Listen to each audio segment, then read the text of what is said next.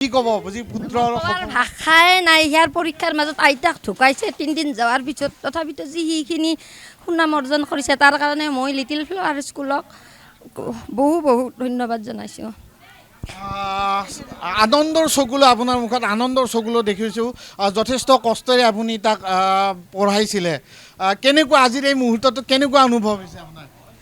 বহুত ভাল লাগিছে। মোৰ কি বুলি মই ক'ম, মোৰ ভাষাই নাই আৰু বহুত ভাল লাগিছে। আৰু স্কুলৰো বহুত সহায় সহযোগ পাইছোঁ ছাৰ বাইদেউসকলৰ পৰা বা গাঁৱৰ সকলোৱে সহায় কৰিছে। আৰু তাৰে মাজেদি যথেষ্ট কষ্ট কৰিছোঁ। ইমান ভিতৰৰ পৰা যায় যে সিখিনি আনিছে বা পাইছে তাৰ কাৰণে। এই সফলতাৰ প্ৰধান কাৰণটো হ'ল বিদ্যালয় কৰ্তৃপক্ষ, বিশেষকৈ লিটিল ফ্লাৱাৰ স্কুল আৰু তাৰ শিক্ষক বন্ধুসকল বা শিক্ষক শিক্ষয়িত্ৰীসকল, তেখেতৰ অক্ৰান্ত চেষ্টাৰ ফলতহে আজি মোৰ ল'ৰাটো সাফল্য হ'ব পাৰিছে।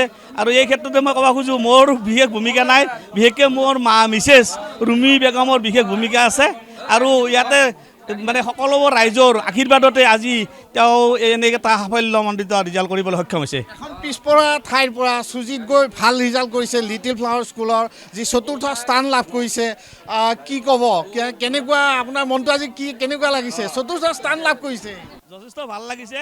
কিন্তু মই আৰু অলপ বেছি আশা কৰিছিলোঁ। সেইকাৰণে আপোনালোকে গমেই পাইছে, পৰীক্ষাৰ মাজত 3 দিন যোৱাৰ পিছত তেওঁৰ আবুৱাক ঢুকাইছে, মোৰ মা ঢুকাইছে। সেইটোৱে অলপমান হতাশ কৰিছে। যে নহওক, যিখিনি ৰিজাল্ট কৰিছে এইটো মই যথেষ্ট সন্তোষজনক আৰু এইটো চবৰে আশীৰ্বাদতে পোৱা বুলি ধৰি লৈ মই তেওঁৰ ভৱিষ্যত উজ্জ্বল কামনা কৰিছোঁ। কিমান সময় দিছিলে আপুনি তাক ব্যস্ততাৰ মাজত?